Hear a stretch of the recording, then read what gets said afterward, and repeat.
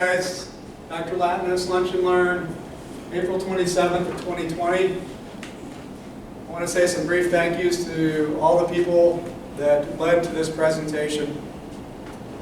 Most importantly, my family, my wife, and my kids. And then everybody after that, I'll give you credit over the next few days where it's appropriate. But I just want to say thank you guys. I'm going to start with a little bit of thing I learned in church the last 2 weeks. What's going on in our world is almost a biblical cycle. During times when everything's normal, we call this orientation. Everything's easy, we go home, we mow the grass, have a beer. However, things get disrupted, and that's a time of disorientation. When we have uncertainty and we can't tell what's going on, things are tragic.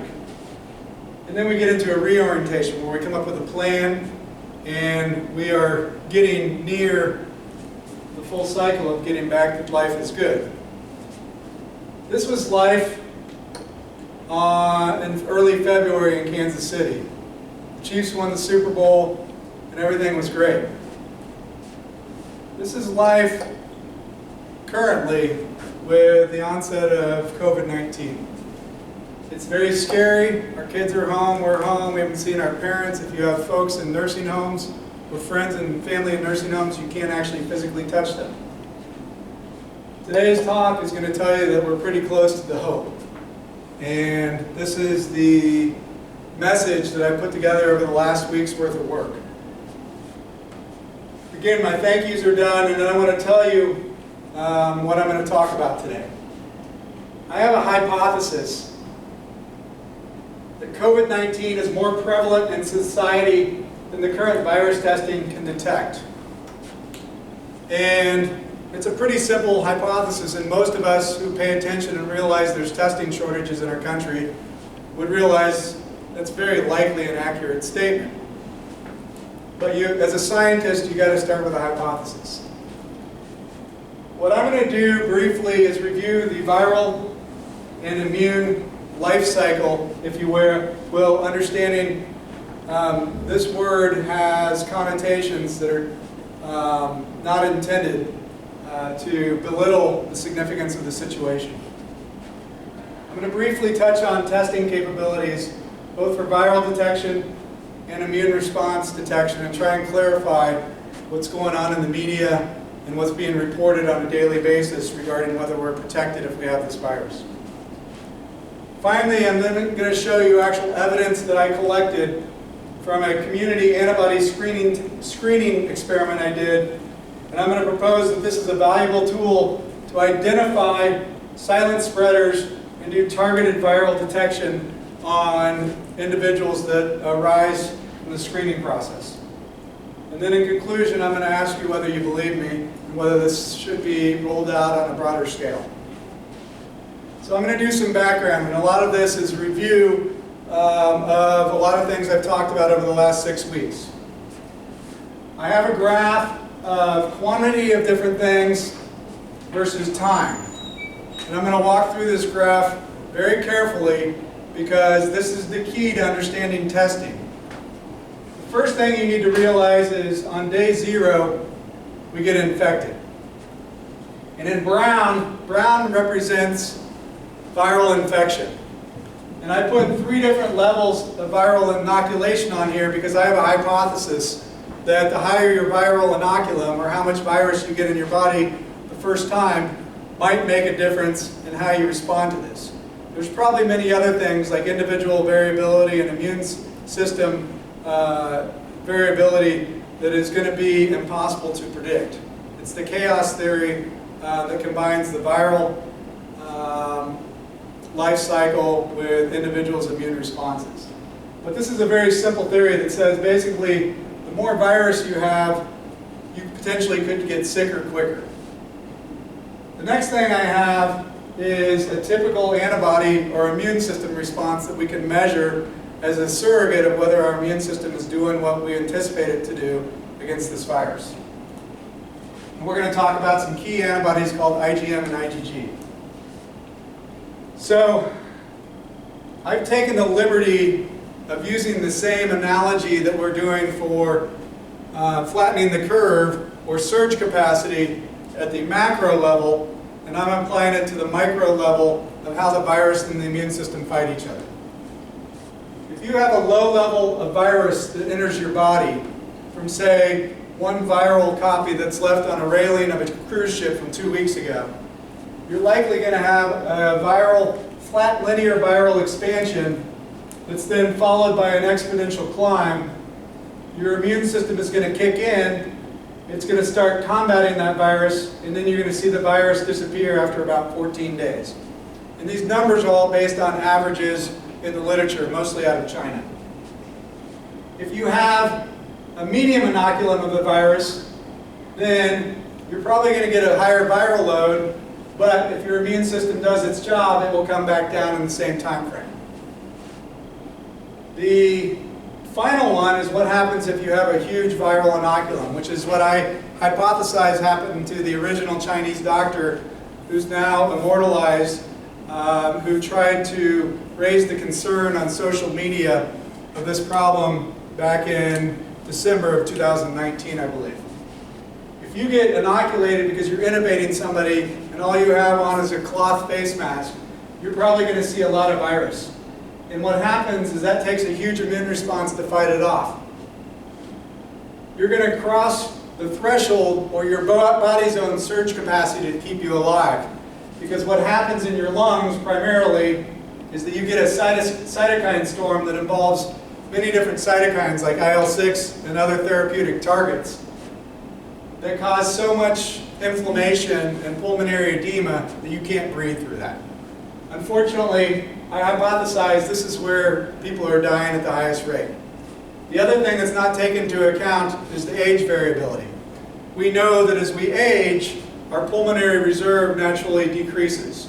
If we do things to our lungs like smoke, or if we have asthma, or other things, then we rapidly decrease that pulmonary reserve to the point that if you're a 2-pack-a-day smoker at 40 years of age, you're probably equivalent to an 80-year-old's natural decline. Other comorbidities probably play a role, like diabetes, hypertension, and maybe some of the medications you're on. The bottom line is all these curves, as long as it doesn't kill you, are pretty much the same. The timing of the antibody response I'm going to get into, but I'm going to take a minute and tell you how this virus infects your body. COVID-19 is a coronavirus. If you look under a microscope, you've all seen the pictures and illustrations all over the news and the media. It looks like a circle with a crown. Corona means crown. This virus enters your lung epithelial cells as well as your GI tract epithelial cells primarily through a receptor known as ARB2. It has a spike protein that fits in nicely with this receptor, and it allows the cell to pull the virus in. The virus then takes over that cell and uses it as a factory to make more viruses. At that point, this cell is so sick, it bursts open and the virus spreads to the next cell.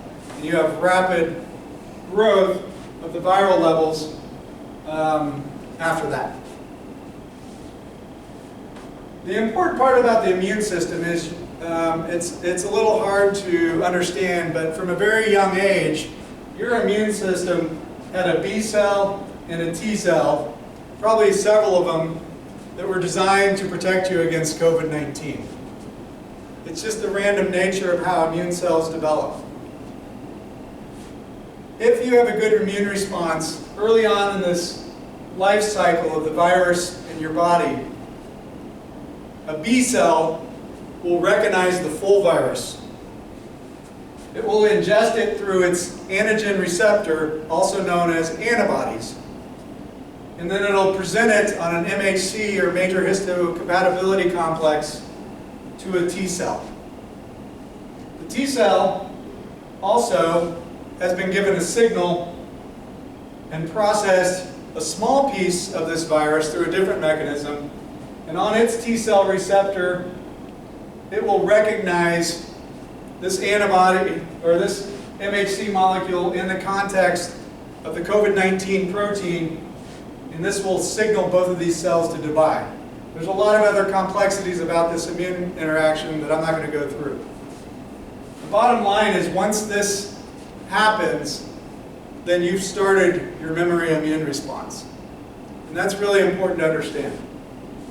At that point, the army of T cells that was one cell rapidly clones itself, literally making an exact copy of it.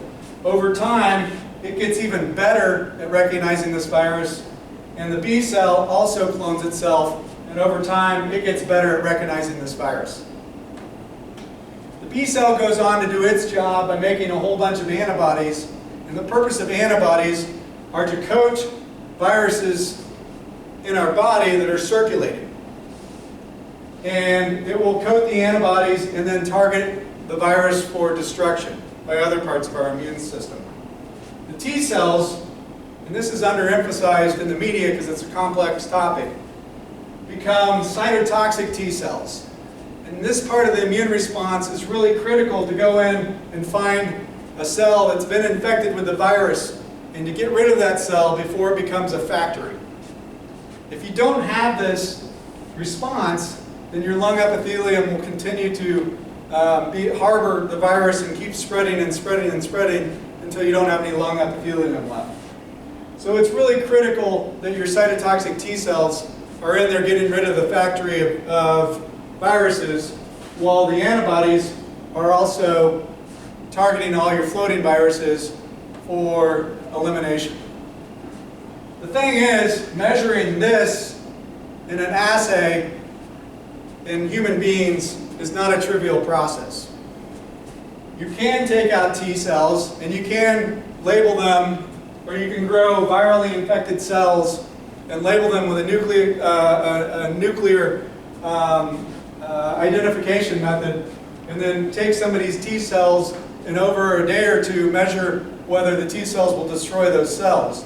But as you can tell, that's a labor-intensive, not time-efficient, very expensive, and high-risk test. Nobody's ever going to test in the real world whether we have CTL activity at the front line. But what we can do is measure a surrogate of that. And when we have IgM and IgG that are floating around readily in our bodies, that tells us that this has already occurred. We have a high level of confidence because you cannot get any mature antibodies, IgG, IgA, IgE, without the T cell help. So, this measuring antibodies, like the World Health Organization just announced yesterday, may not tell us that these are going to help protect us against viral infection. My guess is they probably do play a role. More importantly, however, at the same time you're making IgM and IgG, you're also making IgA. And IgA are unique antibodies in that they have the exact same recognition ability, but they have a homing mechanism that goes to the lungs and the gut to protect us specifically against pathogens that enter the lungs and the gut. My suspicion is that IgAs probably play a big role in the lungs and the gut in this immune response. One thing interesting is we'll know whether antibodies play a role through the convalescent serum studies being done now. If you take patients' serum that have IgM and IgG and maybe IgA, and you treat very sick patients with somebody else's serum that's already recovered, that might actually make them better. The problem with the studies being done now, as far as I can tell, is none of them are placebo-controlled. So you don't know whether giving somebody convalescent serum made them better or they were going to get better on their own anyway. And a pure scientist would say you have to do this in a randomized, double-blind, placebo-controlled trial. All right. So you guys understand the immune system. I also put hydroxychloroquine on here just as a place marker because I happen to believe that if hydroxychloroquine plays a role at all as a medicine to treat coronavirus, it has to be given when the viral titers are very low so that it slows down viral replication and allows the immune system to catch up before somebody reaches surge capacity in their body. If you're in the ICU and on a ventilator, there's no point in giving Plaquenil. The patient's already in a cytokine storm, and slowing down virus replication is not your problem. The problem is the cytokine storm. If Plaquenil is going to help, it's going to help before you have symptoms, or the day that you get symptoms. All right. With that said, I'm ready to present the data. Do you mind hitting the B button, please?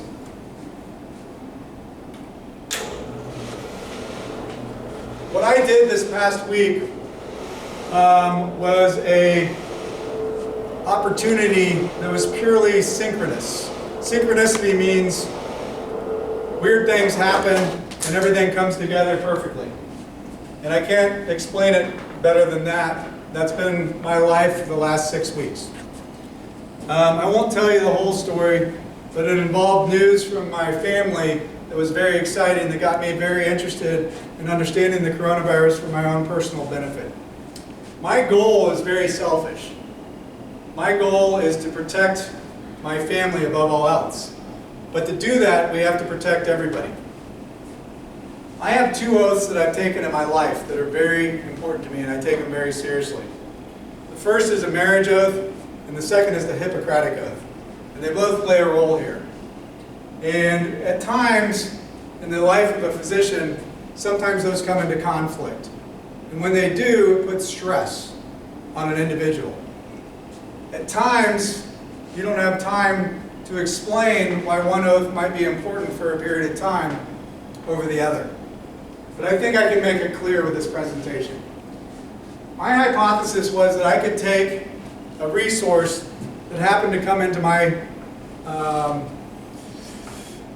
ability to utilize and go into a known COVID-19 hotspot in a community that I work in.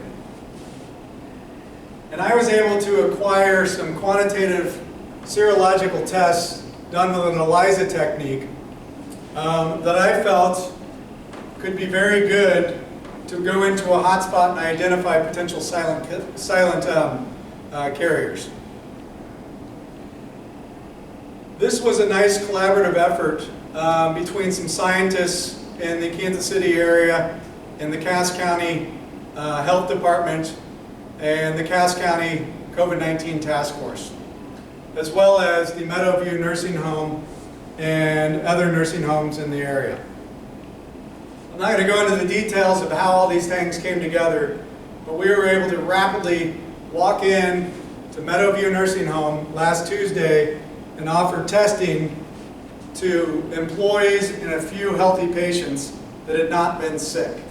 And my hypothesis was that even though there weren't many people that hadn't been sick, I felt we were going to be able to identify that the virus had gone through many of the employees at least, and probably a lot of the residents, and nobody even knew it. The assay I used is an ELISA assay, and it's really important to differentiate a finger stick point of care ELISA assay, which is advertised. If you Google COVID tests in Kansas City, you will find several practices that are offering drive-through 10-minute test results for a fee. These are the tests that are FDA discouraged. And I now know why the FDA discourages them. And I will explain it with 2 examples based on this data. My test is not that test, and this is not my test. The test I was able to use is not that test. This is a much more sophisticated quantitative test. And what I mean by quantitative is you can set this test on a range from 1 to 100. And based on noise in your population, for example, a lot of cold viruses or flu viruses or other infections, you can adjust the cutoff for what you determine to be a positive test.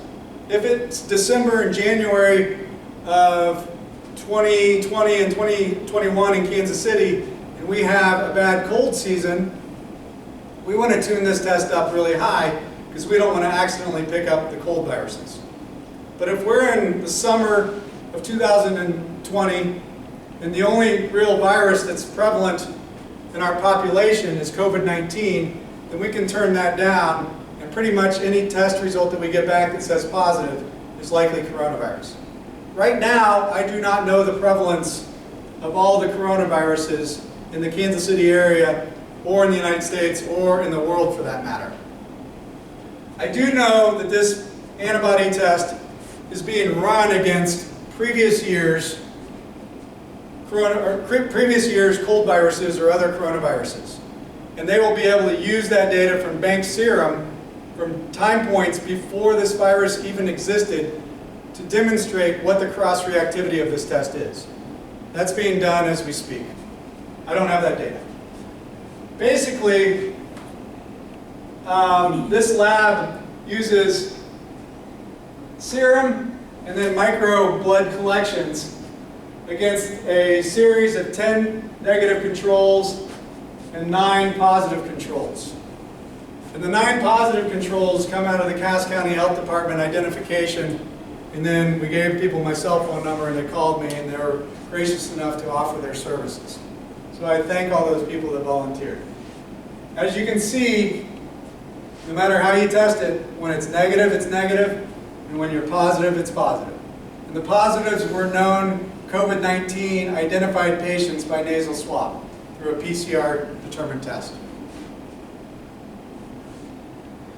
If you break this down and do statistics, the bottom line is if you look at the IgG test alone, your sensitivity is 100% and your specificity is 100%. You can't make a better test than that. If you look at the IgM reference range, you get the same thing. So here's the nursing home data. This is the unique data. This is what I'm very proud of everybody in this room. I'm proud of everybody in this hospital. I'm proud of everybody in this county, from the sheriff's department to the nursing home to the county commissioners. I can't tell you what a great situation this is based on collaborative efforts. The 2 hospital CEOs, everybody came together this week and shook hands and said, we got a common goal here, let's do it. And they fortunately had trust in me when I told them, I think I can do that. And this is the message that says, I think we delivered. What you're seeing here is the final reportable data that's going to be submitted to the FDA, probably today, to finalize the validity of this particular test. What you see are 36 samples, mostly matched patient samples, in which we compared a standard blood collection with 4 drops of blood done on a little plastic cart. What you're able to do is use the standard blood as your control, because that's the standard way you get ELISA samples. When you send patients to the lab, they almost always, with the exception of hemoglobin A1Cs and coagulation studies, do traditional bloodletting. The problem with that style of testing is it requires a centrifuge and it requires personnel in the lab. If you can actually do a finger stick out of a car or in somebody's home or at work, then you eliminate a significant potential transmission of this disease by keeping people out of one step of the healthcare system. So what we have here in the first column is IgG. Out of the 36 people in the nursing home that we screened who had not been sick, or at least weren't sick at the time they were working, we identified several of them that have positive IgG antibodies.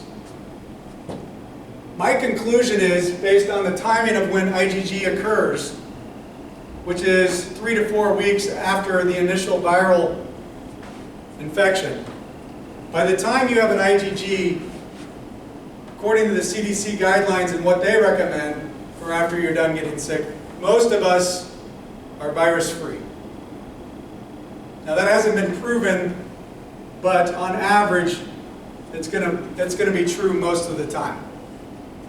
The other thing the IgG tells you is it gives you an idea of whether your immune system has successfully seen this virus, the T cells and the B cells interacted, and you're going to develop a memory immunity that will protect you for as long as it does, which we don't know yet. We'll know over time.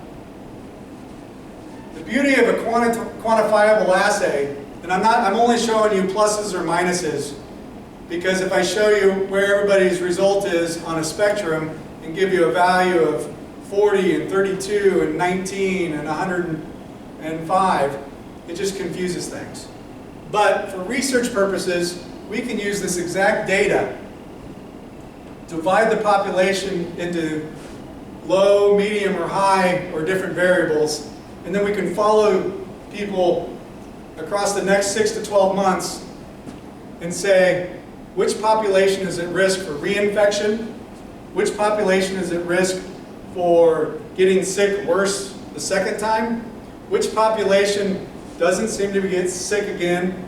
In that case, we can define who might be protected. It's very confusing right now because the World Health Organization and other entities are saying just because you have evidence of an immune response doesn't mean you can't get this virus again. And that's true for any infection. You can always get infected again. It's just usually, with most things, it's not as bad and you don't notice it, or it's only mild. That's the whole concept with vaccinations. You get the flu vaccine so that your immune system sees a version of the flu, so that in 2 months from now, when you actually see the real flu, it only lasts for half a day or 3 days instead of 7 to 14. The goal is that we need our immune system to protect us until we develop a vaccine. And I have a lot of hope. As I mentioned, hope is the key of this presentation. That scientists in our world are going to develop effective vaccinations. I have no idea how often we're going to take them, but I'll make a prediction that we'll probably do those annually or every other year, as long as they're safe. We can't have vaccines that induce the inflammatory response in the lungs that mimics high-titer viral infections. And that's why we can't rush to just give vaccinations to everybody. And I think that's pretty clear after what I demonstrated with the potential power of an overactive immune response. This column here shows, for the most part, when we do a micro collection of blood, it matches up. You will notice that there's 3 patients who were positive using the blood that were negative using the finger stick. Statistically, I'm going to show you that that's just a statistical aberration. The other thing that comes into play, there's no statistics for, is frankly, some of these weren't very good blood collections, and they just didn't get quite enough blood, because there's variability in how many drops of blood you can get on this card. And if you get a poor collection, it might not be as good as if you have somebody that does a lot of these, has a high throughput, and gets quite good at them and knows how to do them correctly. And I would propose that at least in the near future, doing these kind of testing is going to be done in the setting of a drive-through clinic where the same person is doing blood finger pokes, just like a diabetic checks their blood sugar, dropping 4 drops of blood in a high-quality way onto this card. Because I can tell you, I was one of the blood collectors, and I know I didn't do a very good job on several of them because I'd never done it before. But now I'm pretty good. This column is exceedingly interesting.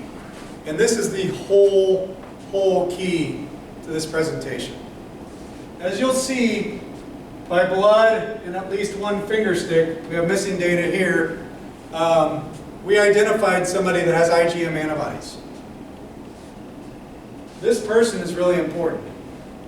When I got the phone call 24 hours later from the scientist that said, we got somebody with an IgM antibody, do you know anything about this patient? And I said, give me a name and I'll look him up. We realized that we had to get this guy out of the nursing home until we could virally test him. Again, the rub with antibody testing is, according to the FDA, it doesn't tell you you have the virus in you. And I agree with that. The immune system doesn't tell you anything about the virus status. It tells you the virus has been in your body, but it doesn't tell you it's still there or not. All the antibodies do is tell you there was a crime scene, and this is recording it. We got a message to this patient not to go into work the next morning, but rather go immediately with a face mask on, get appropriate viral testing. We were fortunate to make a good decision that morning, and we had the resources from FEMA at our county health department to run Abbott's machine for viral detection. At the same time, we drew another swab to send it to the state lab, which is running the CDC's viral RT-PCR. Both of these tests are PCR-based assays. The Abbott one is faster because they have a light amplification system that allows it to see whether there's copies of the replicated virus sooner than your traditional PCR that may have to run overnight. Later that day, I got a call saying the Abbott machine worked and that patient has viral particles in their body.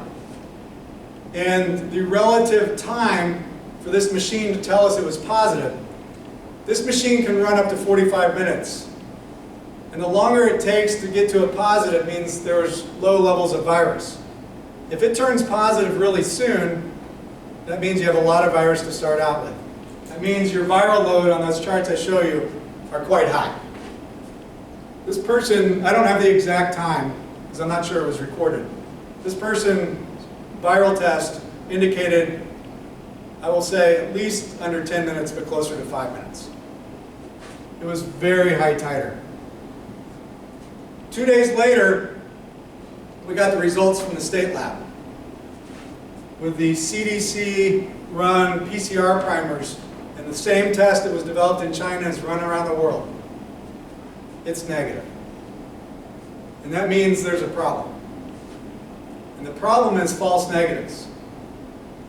And what I surmised was that all of these companies that are offering virus detection testing that uses PCR-based techniques, they all have different primers in different places.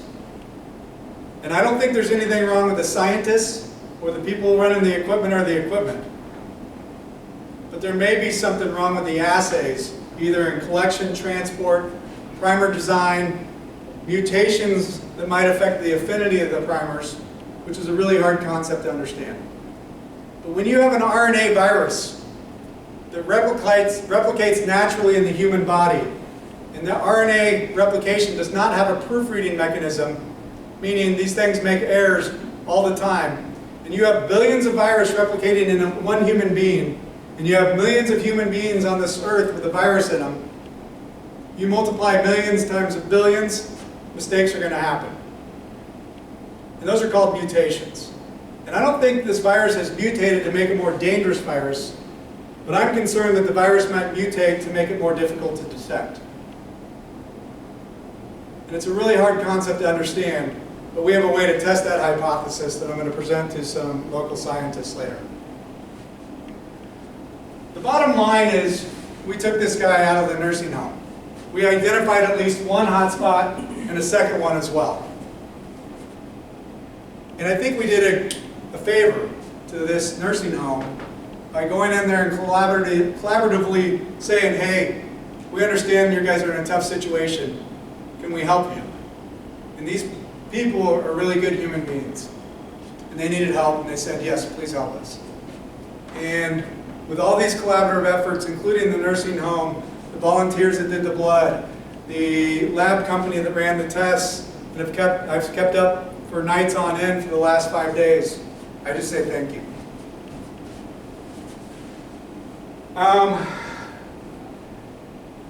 This is data looking at this nursing home with statistics for those watching this presentation that care about statistics.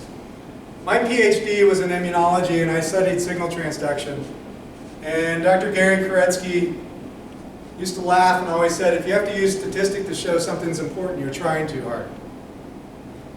But for some reason, people love statistics.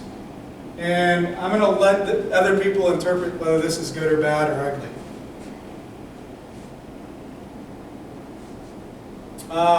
The bottom line is I think it's good. I next want to tell you about a paper that I think came out today. There was a lot of important people involved in this paper. Okay? University of California in San Francisco, a really top-notch institution, with a corresponding author just released this, and it said, let's look at all available antibody tests. The fingerstick ones, all the companies that have quantifiable ones, including Quest and Abbott and LabCorp and all the other leaders. And realize this is not a competition to see who gets the business to save people's lives from coronavirus. We need all these companies doing this in parallel and collaboratively. The last thing our country needs is competition. Because the only way we're going to save the most amount of lives is to find people that don't even know they're sick in a broad spectrum format. I will digress for a second. The advantage of these antibody tests is simply you can run thousands of them in the same time you can run hundreds of viral detection tests. In practical sense. You know, when they're running out of swabs and 3D printing swabs, and all you need is drops of blood either in a tube to go to Quest and LabCorp, or a finger stick to go to other companies, I think we got those supplies. And we can do thousands, and we're going to ramp it up to tens of thousands, not per day, but per shift in the near future. And maybe more. And this is exactly the answer our country needs. What this shows, and I'm just going to show you this because I don't know what it means, but I know what the conclusion is. The reagents that I used in my experiments in collaboration with the local company were from a supplier in San Diego, California called Epitope. Epitope makes the antibody reagents that allow us to detect COVID-19 IgM and IgG antibodies. And you're probably going to hear about a lot of these if you dig into the science behind it. I don't know what this means, but I'm going to figure it out this afternoon. I just wanted to show you. Again, Epitope, I don't know what this means, but I'm going to figure it out this afternoon. And again, another fancy slide. This is mostly for the critical scientists and the naysayers. At the end of the day, the reagents that we used are at least pretty good, if not really good. And I know that's non-scientific, but I'm also a physician, so I can get away with saying that.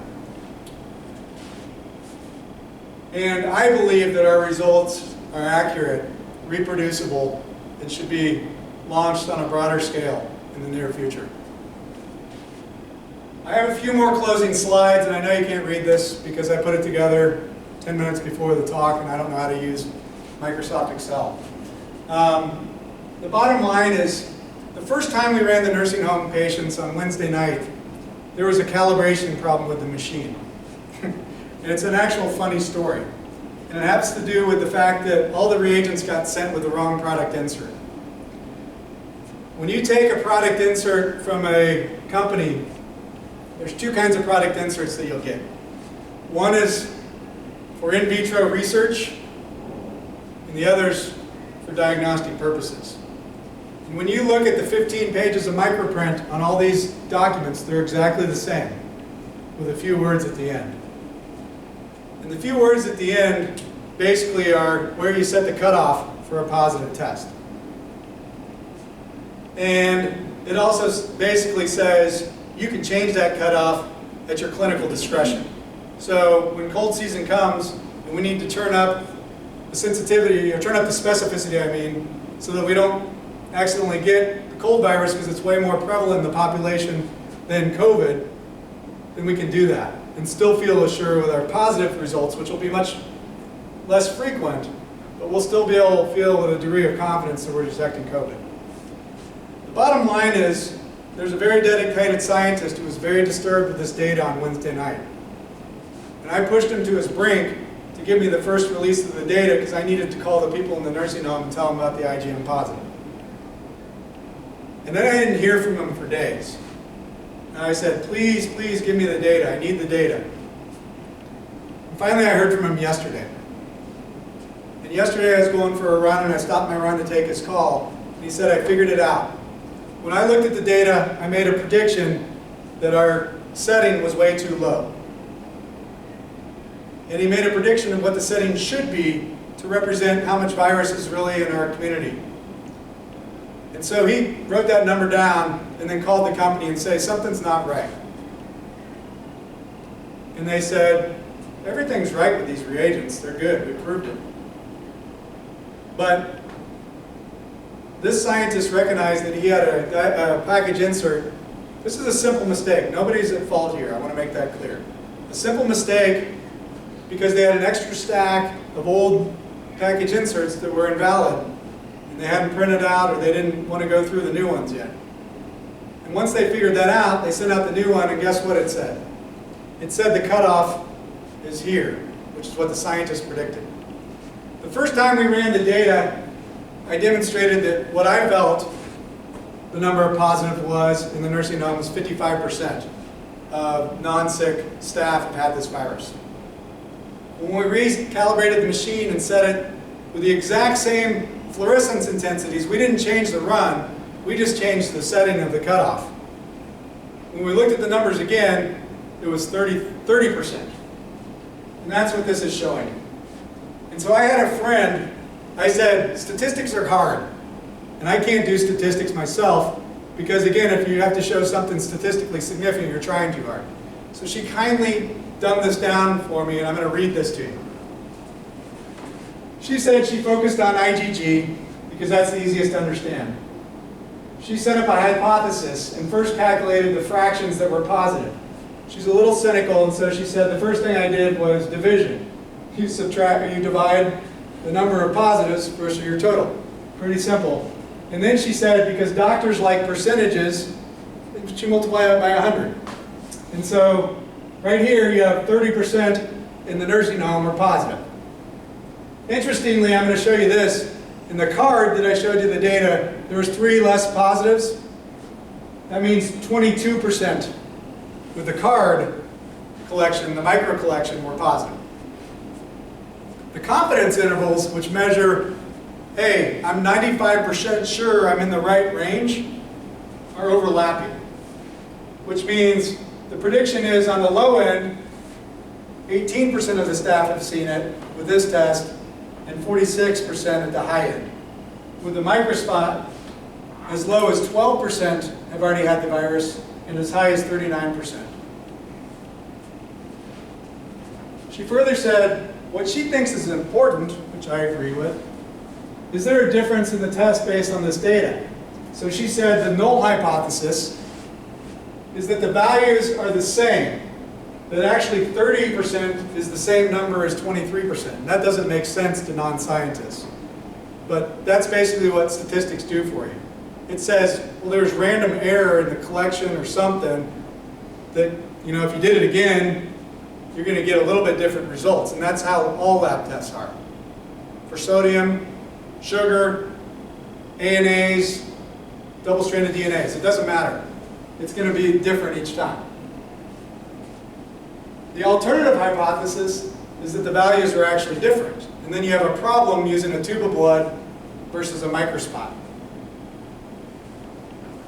The good news is that p-values, for those that care about it, using the Fisher's t-test, two-sided, we failed to reject the null hypothesis, which supports that the hemaspot technique is as good as the serum technique. What that means for society is we don't have to have a tube of blood and a centrifuge and a lab personnel inside a building. We can just have you drive through and poke your finger.